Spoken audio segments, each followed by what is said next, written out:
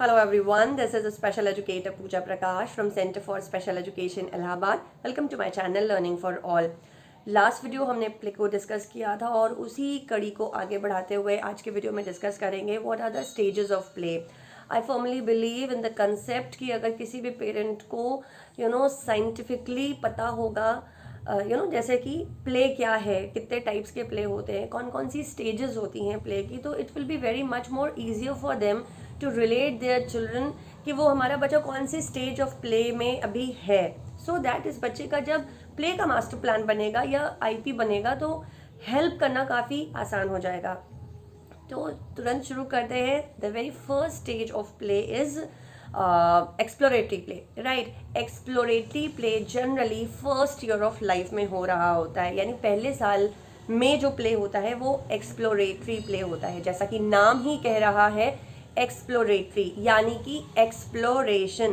तो ये बच्चे अपने सेंसरी सेंसेस के माध्यम से जो एक्सप्लोर करते हैं गेम को, जैसे कि रैटल को बजाते हैं, ठीक है, बबल्स को देखते हैं, विजल्स को जब विजल्स बजती हैं तो उसकी तरफ स्टार्टल करके देखते हैं, चौंक कर उधर देखते हैं. राइट, या आप कभी गौर करें अगर उनको आपने सिर्फ एक कपड़ा दे दिया या रुमाल दे दिया तो वो उसी में उलझे रहेंगे और वो उसी से खेलते रहेंगे. So they are basically trying to explore the world, explore the object, explore their environment. तो exploratory play जो होता है ये पहले साल में होता है. इसके बाद when the child is around 1.5 और 1.6 तो 1.5 साल के आसपास solitary play स्टार्ट हो जाता है. ये जो बच्चा होता है exploratory play जो खेल रहा होता है ये अकेले खेलता है, यानी कि उसको पता तो है कि इस तरीके से ये चीज़ें खेली जाएंगी, लेकिन वो किसी के साथ नहीं खेल रहा होता है, वो अकेले ही खेल रहा होता है. और ऐसे खेल में सीक्वेंस बहुत सारे नहीं होते हैं, कोई एक सेट टारगेट होता है, उसी सेट टारगेट पर काम करके वो खेल रहे होते हैं. इस सॉलिटरी प्ले के जो बच्चे होते हैं वो अपने आप को जनरली अपने नाम से संबोधित करते हैं. फॉर एग्जाम्पल, अगर बच्चे का नाम राहुल है और ये बच्चा देखिए मैंने कहा ये 1.5 साल के आसपास का बच्चा है, ये 2 साल के आसपास तक सॉलिटरी प्ले जनरली चलता है. तो अब अगर हम 2 ईयर बच्चे का लैंग्वेज माइलस्टोन देखें तो 2 साल का बच्चा 2 शब्दों को जोड़कर बोलता है. तो यानी कि अगर अब इस बच्चे को पानी चाहिए या बिस्किट चाहिए तो वो या तो ऐसे बोलेगा कि बिस्किट दे दो, या वो कहेगा मम्मा बिस्किट, मम्मा को बिस्किट, मम्मा बिस्किट दे दो, या राहुल बिस्किट, रेयांश बिस्किट, या श्रेयांश बिस्किट, यानी कि श्रेयांश को बिस्किट दे दो या रेयांश को बिस्किट दे दो. वो इस तरीके से बोलेगा 2 शब्दों को जोड़ के, नाउन एंड वर्ब. वो ये बच्चा जो 2 साल के आसपास का है और सॉलिटरी प्ले कर रहा है, ये बच्चा अपने आप को मैं या मुझे से संबोधित नहीं करेगा. ऐसे बच्चे ये इस उम्र के जो बच्चे होते हैं वो काफ़ी पॉजिटिव होते हैं, शेयर जनरली नहीं करते हैं, उनमें शेयरिंग का कंसेप्ट अभी डेवलप नहीं हुआ होता है और ये काफ़ी पॉजिटिव होते हैं. सेम अगर मैं कहूँ कि अगर आप कहें कि ये ईज़िली फ्रस्ट्रेटेड फील करते हैं, जैसे कि ये कोई काम कर रहे हैं और नहीं बन पा रहा है, तो ये क्रोध आ जाता है इनको जनरली. और यही वजह है कि 1.5 से 2 साल का बच्चा आप देखिए जल्दी से आंसू निकाल कर रो देता है कि rather than asking for help, again asking for help is a skill, is again a very very important soft skill कि मेरे से नहीं हो रहा है और आप मेरी ये मदद करें. अब आते हैं तीसरे स्टेज ऑफ प्ले पर जो कि पैरेलल प्ले है. Parallel play generally 2 year plus के बच्चों में शुरू हो जाता है. ऐसे बच्चे यानी 2 बच्चे एक ही टेबल पर कुछ खेल रहे हैं, लेकिन ये दोनों बच्चे एक ही खेल नहीं खेल रहे हैं. ये सामान शेयर कुछ एक्सटेंट तक करते हैं, लेकिन ये किसी एक जॉइंट एजेंडा पे काम नहीं कर रहे होते हैं. यानी कि 2 लड़कियां अगर खेल रही हैं 2 to 3 ईयर्स के बीच के एज ग्रुप की, तो वो दोनों कुकिंग कर सकती हैं, डॉल हाउस खेल सकती हैं, लेकिन वो किसी एक ही डॉल के ऊपर को खाना खिलाना, टर्न टेकिंग कर देना, ये थोड़ा सा अभी डेवलप होना बाकी होता है. इसी को अगर आप 2.5 से पौने 3 साल की तरफ जाएंगे तो ये बच्चे अब रिजिड नहीं रहते हैं। ये बच्चे अपने सामान को शेयर करने लगते हैं, अपनी चीज़ों को एक्सप्लेन करने लगते हैं। इनको जो पसंद, यानी अभी हम 1.5 से 2 साल के बच्चे की तरफ जब गए थे तो ये बच्चा काफ़ी पॉजिटिव था, लेकिन अभी 2.5 साल, अभी हम 1 साल और आगे आए हैं और अगर पौने 3 साल की तरफ जा रहे हैं तो ये बच्चा अब अपनी चीज़ों को शेयर भी कर देता है, टर्न टेकिंग भी, कि ठीक है एक बार तुम अपने कटोरी से गुड़िया को खिलाओ और एक बार फिर मैं कटोरी से अपनी गुड़िया को खिलाती हूँ। इस तरीके से ये लोग ऐसो करके खेलने लगते हैं। Next stage of play is associative play. Associative play generally 3+ बच्चों में शुरू हो जाता है और ये बच्चे टर्न टेकिंग, शेयरिंग या सिंपल रूल बेस्ड गेम करने लगते हैं। ये बच्चे अपनी चीज़ों को काफ़ी हद तक अब शेयर करते हैं। they really love to be around, they love to play with others, ठीक है।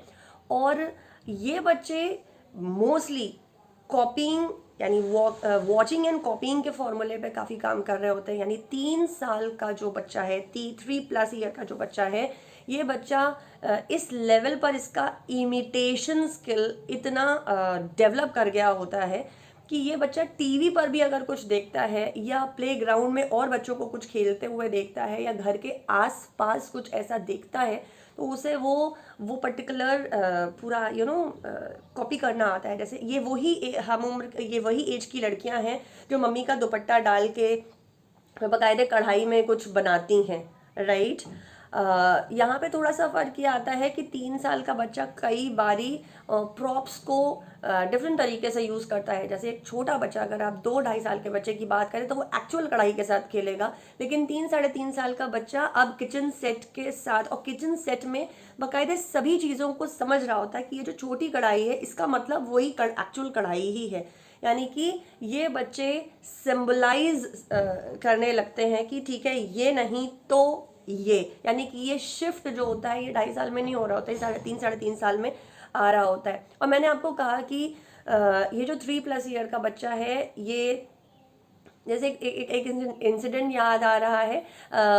छोटे जो बच्चे होते हैं, लड़के होते हैं, वो या तो अपने बाबा जी की तरह चलते हैं हाथ पीछे फोल्ड करके, या वो बाबा जी की तरह आपको कॉफिंग करके करके दिखाएंगे, या पापा कैसे शेव करते हैं तो ऐसे ऐसे शेव करके दिखाएंगे। ये वही हम उनकी लड़कियां हैं जो मम्मी की तरह बिंदी लगाना और लिपस्टिक लगाना या हाई हील्स पहन के चलना कर रही होती हैं।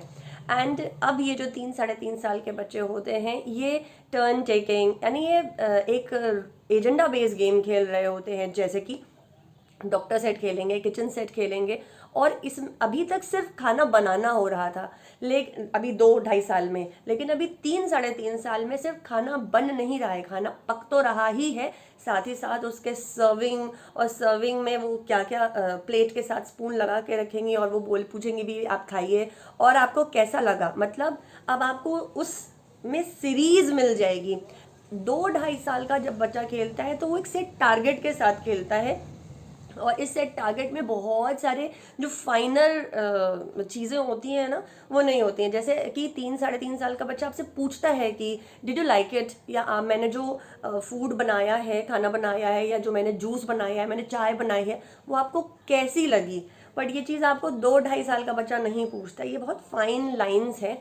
एंड एक और बहुत कमाल की चीज़ होती है जो इस उम्र में डेवलप हो रही होती है कि बच्चा एक ही प्रॉप को मल्टीपल वेज से खेलता है। जैसे कि हमारा बच्चा स्पून को स्पून की तरह तो यूज़ कर रहा है, लेकिन अगर स्पून नहीं मिली और हमारे पास ये पेन है, बच्चे के पास ये पेन है, तो इस पेन को एज अ स्पून सिंबलाइज करके मिक्सिंग भी कर देगा। अगर उसे गुड़िया का बाल काटना है तो वो कोम्बिंग भी कर देगा, ब्रश नहीं है तो ब्रशिंग भी कर देगा, टूथब्रश बना देगा, एंड सो ऑन। तो यानी कि पहले जब हमारा प्ले शुरू हुआ था 2 ईयर पे, तो बच्चा एक्चुअल ऑब्जेक्ट्स को उसके एक्चुअल फंक्शंस के साथ कर रहा था। बट 3-3.5 तक आते आते बच्चे सिंबलाइज यानी सिंबॉलिक प्ले करने लगते हैं। अगर उन्हें कोई एक पर्टिकुलर चीज़ नहीं मिल रही होती है तो वो उसको दूसरे कंटेंट में डाल देते हैं और फिर यूज़ कर लेते हैं। The last stage of play is cooperative play, और कोऑपरेटिव प्ले में जनरली बच्चा अब 4.5-5 साल का हो रहा होता है और ये बड़े बड़े बड़े एजेंडा बेस्ड गेम खेल रहा होता है और इसको प्रोज एंड कॉन्स पता होते हैं, इसको रिस्पॉन्सिबिलिटी लेना आ रहा होता है कि ये चीज़ जो पूरा थीम चल रहा है, ये जो पूरा कार्यक्रम चल रहा है, इसका होल सोल रिस्पॉन्सिबिलिटी मेरे ऊपर है। एज वेल एज ये बच्चा बहुत टॉकेटिव होता है, ये काफ़ी बातें करता है जिसकी वजह से ये अपने फीलिंग्स को कम्युनिकेट कर पाता है, अपने दिमाग के सेट प्लान्स को कम्युनिकेट कर पा रहा होता है। सेकेंडली ये डिफाइंट भी होता है, अगर उसे कुछ नहीं पसंद आ रहा है तो वो बाकायदे आपको बताएगा कि नहीं, ये चीज़ इस तरीके से नहीं मुझे ठीक लग रही है, हमको इसको इस तरीके से करना चाहिए। रूल्स थोड़े और मजबूत और फाइन होते चलते हैं, गेम्स काफ़ी लंबे होते जाते हैं और ये बच्चा इंडोर गेम्स के साथ साथ आउटडोर गेम्स में भी टर्न टेकिंग, वेटिंग और रिस्पॉन्सिबिलिटी वाला, ये बहुत फाइन चीज़ों पर ये डेवलप हो जाती हैं। कोऑपरेटिव प्ले में एक चीज़ होती है कि yes we are a team, हम टीम बन के ये काम कर रहे हैं और हमको ये करना है, ये स्पिरिट, ये भावना डेवलप हो रही होती है। This is all about today's video. I hope you are going to find this video helpful. Please don't forget to share it with other people. हमको सभी को अवेयर करना है, सशक्त करना है। मैं आपको मिलती हूँ आगे एक दूसरे वीडियो में एक नए कंटेंट को डिस्कस करते हुए। Till then.